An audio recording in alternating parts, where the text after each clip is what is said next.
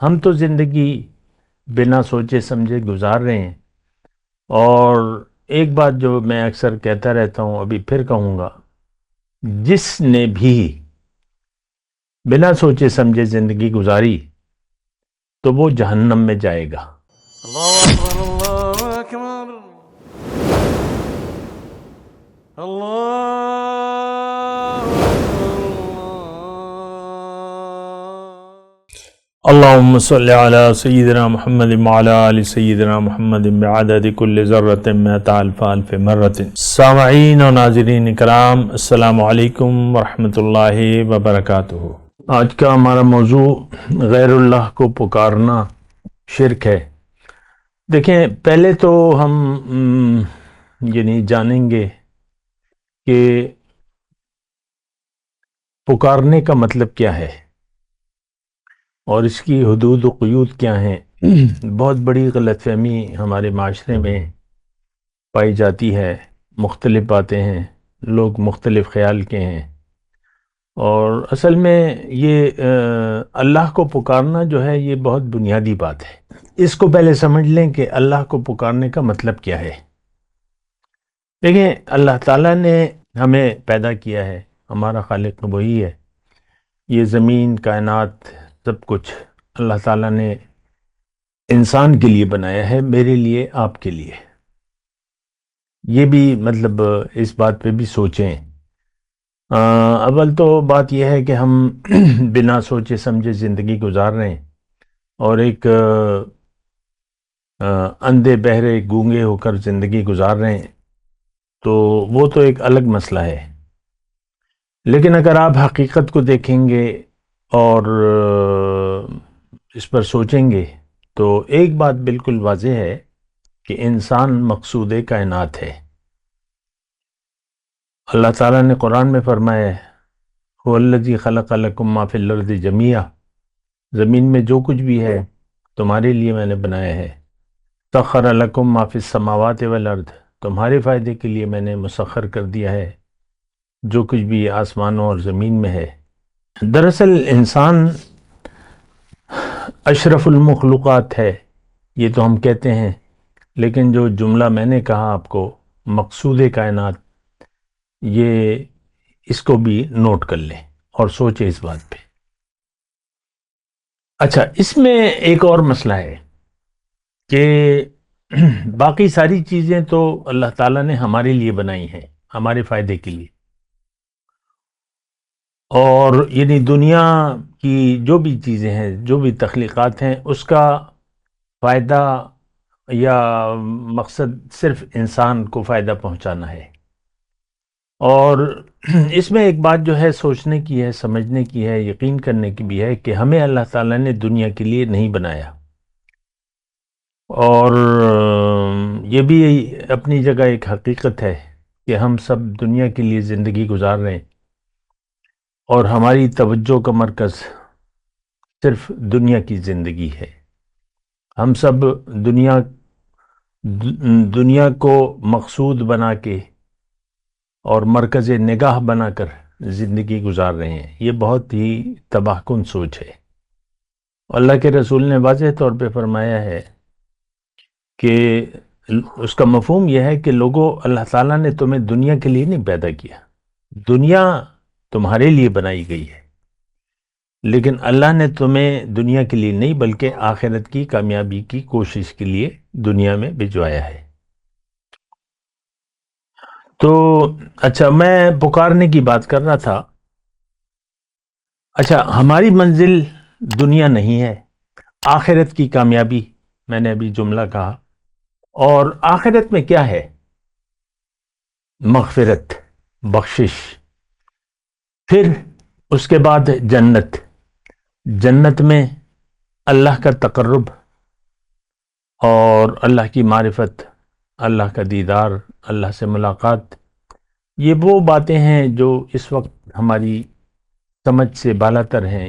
اتنا بڑا مقام ہے جس کے بارے میں ہم سوچ بھی نہیں سکتے، اس وقت ہم سوچ نہیں سکتے، کیونکہ ذات باری تعالیٰ ہی سوچ اور سمجھ سے باہر ہے۔ یہ ہمارے عقائد کا مسئلہ ہے۔ اللہ وہ ہے جو ہماری سوچ سے باہر ہے، اللہ کی طاقت، اللہ کی قدرت، ساری جو اللہ تعالیٰ کی صفات ہیں اور ذات ہے. ذات تو بہت دور کی بات ہے، صفات کے بارے میں بھی ہم سوچ بھی نہیں سکتے کہ کتنی حد تک وہ صفات ہیں. کوئی اندازہ نہیں ہے، لامحدود ہے، بے کنار.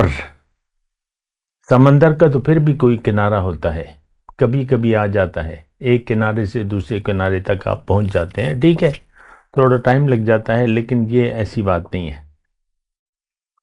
خیر، میں بات کو اپنی موضوع تک محدود رکھوں گا، اور وہ یہ ہے کہ آپ پہلے یہ یعنی دیکھیں اور جانیں اور بلکہ یقین کر لیں کہ آپ کو اللہ تعالیٰ نے دنیا کے لیے نہیں بلکہ اپنے لیے بنایا ہے.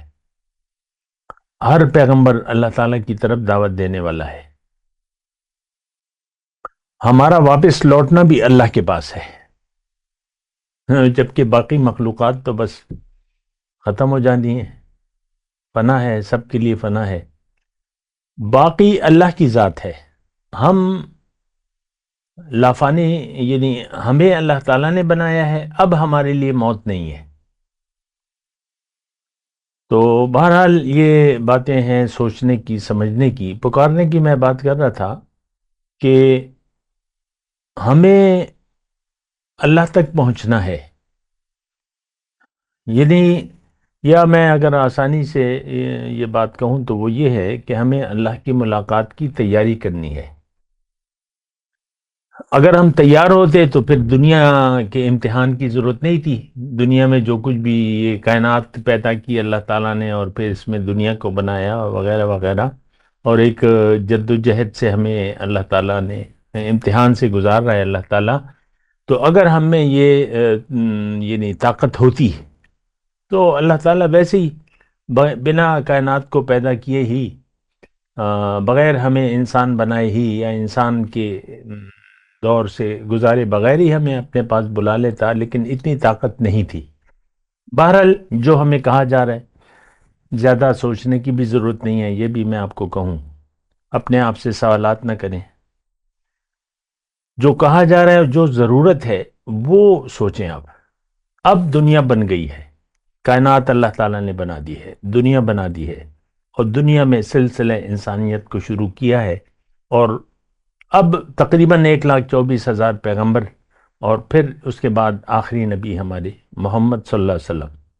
اب قیامت قریب ہے. یہ دور رسالت محمدی صلی اللہ علیہ وسلم ہے. تو میں پکارنے کی بات کر رہا ہوں. دنیا کو دیکھیں، پہلے دنیا کو سمجھیں. دنیا ایک جد و جہد کی جگہ ہے. اللہ تعالیٰ نے قرآن میں فرمایا ہے کہ لَقَدْ خَلَقْنَا الْإِنسَانَ فِي كَبَدٍ. انسان کی کامیابی مشقت میں ہے.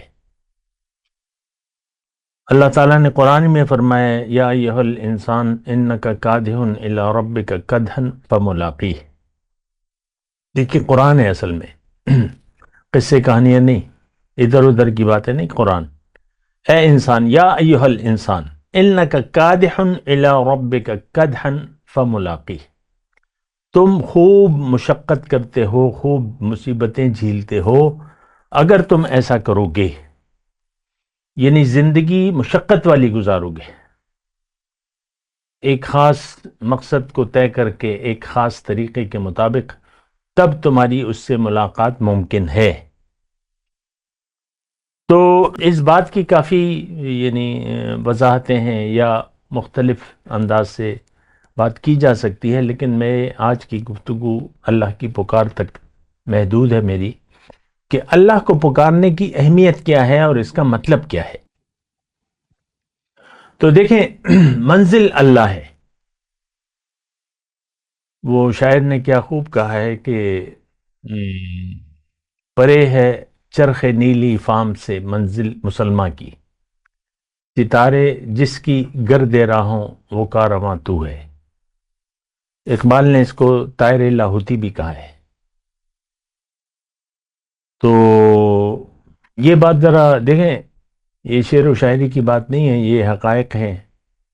اور اس پر ہمیں سوچنا چاہیے، سمجھنا چاہیے۔ ہم تو زندگی بنا سوچے سمجھے گزار رہے ہیں، اور ایک بات جو میں اکثر کہتا رہتا ہوں، ابھی پھر کہوں گا، جس نے بھی بنا سوچے سمجھے زندگی گزاری تو وہ جہنم میں جائے گا۔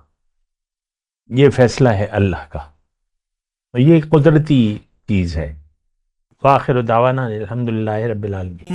مولایا صلی وسلم دائما ابدا على حبیبک خیر الخلق كلهم